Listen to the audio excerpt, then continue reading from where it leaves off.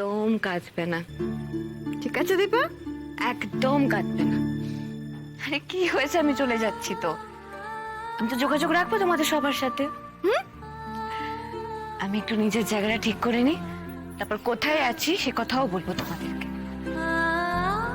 তবে তোমাকে একটা কথা বলি দীপা, তোমার মধ্যে যে সাহসের ডানাটা পাকিয়েছে না, সেটাকে মরতে দেবে না। তোমার মনে আছে তো কিভাবে তুমি ওই মহাজনের ছেলে সানি আর ওদের দলবলকে নিজের উপস্থিত বুদ্ধি কাজে লাগিয়ে আটা ছুঁড়ে কাবু করেছিলে?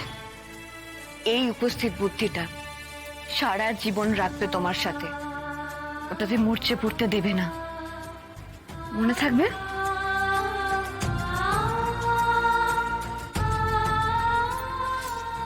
তুমি তুমি কোন দিকে যাবে? বাস স্টপেই যাও।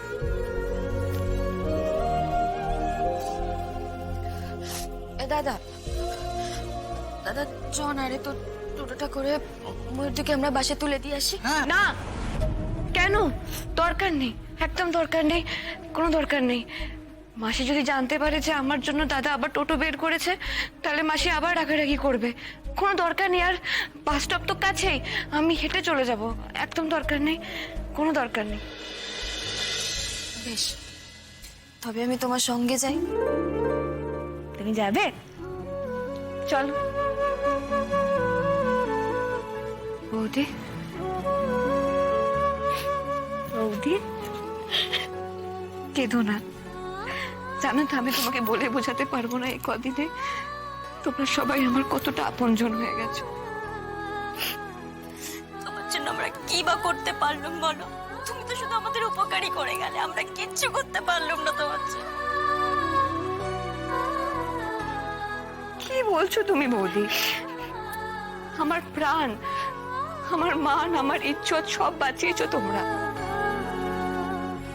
আমি চিরকাল এই ঋণ শোধ করতে পারবো না বৌদি, আমি চিরকাল ঋণী হয়ে থাকবো।